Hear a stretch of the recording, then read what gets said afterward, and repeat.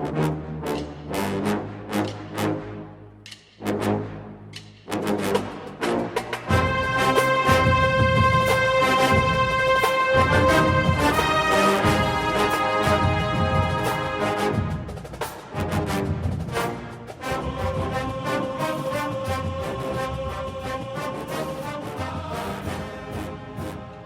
morning, Bucknutters. Welcome to the Bucknuts Morning 5 here on Monday, October 22nd, 2018. I am Dave Biddle, very happy to be joined by Patrick Murphy. Patrick, what a disaster Saturday night in West Lafayette, and unfortunately it's become like a trend now. It was shocking to see Ohio State get blown out against Clemson. It was shocking to see them get blown out against Iowa. And Saturday night was shocking too, but it just gave me that same feeling. I just, obviously there's a lot of things amiss, and we're going to talk about those on today's show. But just in general, what are your thoughts about this team? Do you think they can pick up the pieces and still achieve some of their goals here? Just what are your general thoughts about this team after this loss? It's hard to be pretty positive after what we saw on Saturday night. And the biggest thing for me was that we knew this was coming. I mean, maybe not a loss like this, but we knew that Purdue was going to cause them issues. We talked about it last week. The team talked about it last week. We knew that Rondell Moore was a player who was going to be a difficult matchup for them. We knew that the Purdue's quarterback, David Blau, was really coming on these last few weeks. And we knew the struggles with the Buckeyes, the big plays and the inability to run the ball. And when they came out on Saturday night, there was nothing done differently to make up for any of those issues. It was almost as if that was a surprise to Ohio State. And it's disappointing to see from a team that had, gotten all the way up to number 2 in the country and looked like a playoff team, at least on paper. Obviously you've still got the ability to fix things and get better as the season progresses here. But as Urban Meyer kind of said after the game, you're 8 weeks into it, and the bye week will help for sure. But I'm struggling to figure out how you've gone this long without being able to identify your weaknesses and make changes. And hoping for Ohio State's sake that this loss will open their eyes and they'll start to adjust and make those changes that have been so painfully obvious even in wins this year. Yeah, and the clear weakness offensively is the inability to run the football. I mean, I've never seen an Ohio State team this inept at running the football, and there's a myriad of problems. One of them is the scheme. Why are they in the zone read with a quarterback like Haskins? It makes no sense. It's Urban's refusal to adjust his scheme to the strengths of his players. And it's frustrating. It'd be like running the zone. I've posted this on the board a couple times. It'd be like running, the run and shoot offense with J.T. Barrett as your quarterback. It just makes no sense for them to be in this fake zone read, because it's not even the real zone read, because defenses know. Because the zone read, I think most people listening to the show know this. There might be one or two that don't. So the zone read, for those that don't know, the quarterback, actually, it's what the name says. He is reading what the defensive end or whoever his key is and what he does. He decides after the snap if he's going to hand off or keep it. That's not what Dwayne Haskins is doing. Every once in a while they'll throw in like a quarterback keeper just to try and keep the defense honest, but he can't run anyway. So it's the fake zone read. They're either going to throw the ball or he's going to hand it off. So, again, as you said, Patrick, they're 8 games into it. I don't think Urban's going to completely scrap the zone read, but running the zone read with Dwayne Haskins is just square peg, round hole. Absolutely, and it's not like we haven't seen this before. I mean, you go back to 2015 with Cardale Jones, and they're clearly running an offense fit for J.T. Barrett, despite the fact that they named Cardale the starter. It is frustrating, and I think Urban for so long has run this similar offense, and obviously there's been tweaks based on the quarterback and whatnot, but they've run this similar offense, and there's as you said, it's a stubbornness to go away from it. You look specifically at the red zone plays, and they don't seem to know how to run the ball in short yardage situations without the threat of a running quarterback, which is strange to me because teams all over the country, the NFL teams, they all have the ability to run and pick up short yardage out of shotgun. Purdue was able to get up short yardage by going under center with a quarterback who usually takes The snap out of shotgun, which is something that they insist that they don't have time to practice. I don't know how Purdue has more time to practice it than Ohio State does, but they figured out a way, and it was obviously successful on Saturday. It's very strange to me because obviously Mike Weber and J.K. Dobbins are both 1,000-yard backs. Mike Weber's a 2,000-yard back in their careers, and these guys look like they've never carried the ball at a collegiate level. The offensive line isn't getting a push, which is a whole nother topic that we could go into. They're doing fine pass blocking to some extent, but not getting the push they need to pick up those yards. And, even there was a play in the red zone, I believe it was down in the first half, when J.K. Dobbins got the ball. He was running to the outside and had the blockers set up, probably would have scored a touchdown, cuts it back to the inside where, there are blockers, but there's also more defenders. He slips, which gave the defenders more time, was able to get back up before his knee went down. But, the play completely was shot because he cuts back in for no apparent reason. And, all of a sudden, instead of getting a touchdown, you end up attempting a field goal. It's very confusing. Ohio State has been a power run team as long as I can remember. And, Urban Meyer didn't change that when he came in. He just started doing it out of the spread. It's been successful from every running back that's touched the ball here.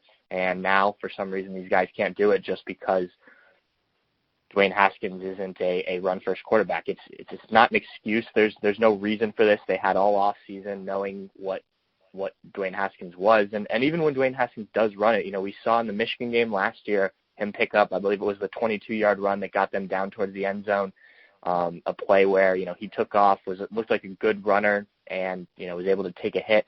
Now he's so cautious to run, and I'm sure this has to do with the fact that he knows he's got this NFL future waiting out there for him and doesn't want to get hurt, and I can understand that to some degree, but, I also think he wants to win a national championship, and, when you have the opportunity to pick up 5-10 yards on the ground, that's fine. Even when he slid late in the game, it just looked so awkward and like he's being too cautious with it. There's a lot of issues in this run game, and it's not one specific person, it's not one specific position group. It's a lot of things, and for an Ohio State team to have these issues, especially at this point in the season, is mind-boggling to me. It certainly is, and let's turn the page and look at the defense. Really, the defense for a while, they held in there against Purdue. Early in the game, I thought the defense played well. Then the wheels just completely came off. Greg Schiano is like a baseball pitcher who falls in love with the fastball and just throws his 100-mile-an-hour fastball like every pitch. Never throws the changeup, never throws the curveball, the slider, nothing. Just fastball, fastball, fastball, fastball. All-out blitz, all-out blitz, all-out blitz, man coverage. It just doesn't mix it up. I think one of the most important things about being a defensive coordinator is the element of surprise, and you can't just be doing the same thing every time and think it's going to work. And I know he mixes it up a little bit. I'm maybe being a little too, speaking in absolutes, too much, but he doesn't mix it up very much. Just what are you seeing on that, front, and just what else are you seeing about this defense? Like what needs to be fixed with this defense? Well, I think it goes back to the stubbornness of the staff as a whole, and coming down from the top with Urban Meyer, they're going to play this pressed man defense that they were successful with starting in, I believe it was 2014, and they just refused to go away from it consistently.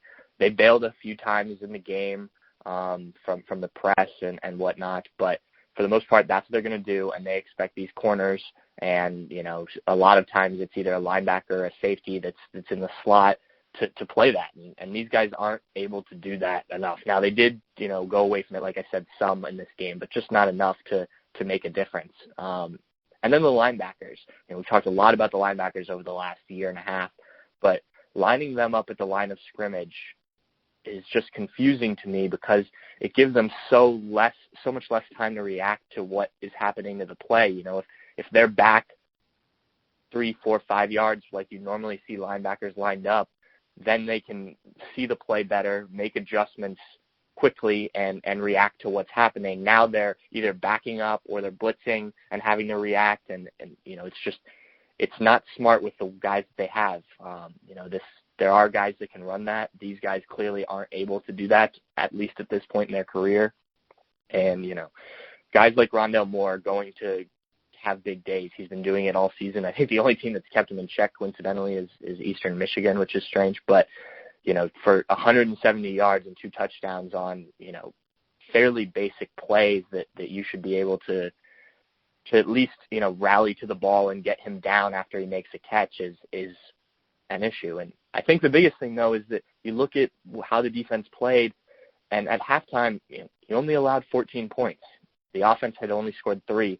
And if the special teams doesn't call, a field goal block from, short yardage in there and doesn't allow that fake field goal that set up the second touchdown, you're talking about a 10-3 game. So, yes, we can talk about the defense giving up yards and whatnot, but this defense has done a fairly good job of keeping teams off the board. And, right now, the offense, until this game, the offense had then been able to take care of business. On Saturday, the offense was the problem more so than the defense until things just got out of hand, later in the second half. But, yeah, for an Ohio State defense, this isn't good enough. But for a team that can score as much as this team has, I thought this defense would be able to piece it together, and they would be able to, at least get through this game, maybe a couple down the road. But, it just wasn't enough. And again, the issues are plentiful. And I think, as you alluded to, it starts at the top with coaching and being able to recognize what you have, what you are good at, and then adjusting from there to kind of fix any other issues or at least cover them up as the season goes along. Yeah, you've mentioned the word stubbornness a few times. I think that's a very salient point when you look at offense, defense. There's personnel issues as well, but this coaching staff's getting paid a lot of money, and they are, they're being too stubborn, and I think that's a great word to use. And and it's not like these kids aren't talented. You look across the board, whether we're talking running backs, whether we're talking offensive line, whether we're talking linebacker. The stars that they recruited, and 4- and 5-star guys, is evident. And, sometimes those guys don't work out. Don't get me wrong. Recruiting services and even Ohio State's own evaluations aren't always spot on, but there's enough talent on this team that you should not go out and lose by 29 to Purdue. It's different when you play a Clemson and get blown out. That's a team with equal talent. But for back-to-back years to go out and just get blown out on the road by a team that doesn't have the talent that you do is an issue. And especially this game, no one saw the Iowa game coming. They're coming off of a huge win. At least there were things you could point to and be like, okay, I see where Ohio State struggled there. With this one, we knew all week that this was going to be a game that they were going to be in a dogfight, at least for part of it, that Purdue was going to do these things well, and Ohio State was going to have to make adjustments, and they just simply didn't, and that's alarming. Does something seem off with Urban to you? This is something that I think has been talked about all year since he returned. There's obviously the health things and whatnot. Yeah, I think it's different. I think each year I've felt like he's become a little bit less than the Urban Meyer that was at Florida and then came here the first couple of years. And obviously he, signed a contract with his family and, had to take care of that stuff as well. Wouldn't be as focused on football, and that's fine. I think, for his health and whatnot, that's important. But this isn't the same coach that came here, back in 2012.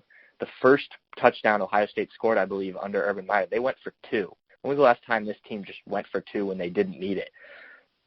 It was an aggressive, exciting, offense, and they were going to do different things, and it was stuff that was innovative and whatnot. We haven't seen that in a long time from Ohio State.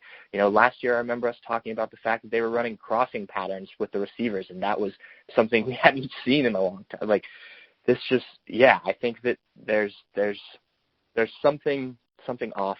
I don't know if the Zach Smith stuff this off season really shook him, and it's been hard to kind of get back and get focused.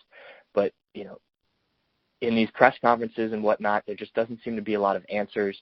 On the field, there seems to be more questions.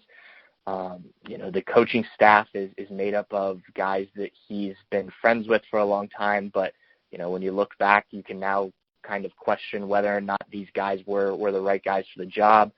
And, I think you look around the country at the top teams and their coaching staff, and they're made up of, a fiery, motivated head coach, which Urban Meyer once was. And I'm talking about, the Nick Sabans and Dabo Sweeneys, and then assistant coaches and coordinators that, are up-and-coming guys or, exciting guys that have really proven themselves. And Ohio State has some of that, but, I just don't see it across the board right now. And, it's frustrating. And I think, a lot of what we just talked about with what's going on the field is reflected in the coaching staff. I know a lot of people after the game were calling for various coaches to, be fired over this bye week or whatnot. I don't see Urban Meyer doing that. I think that,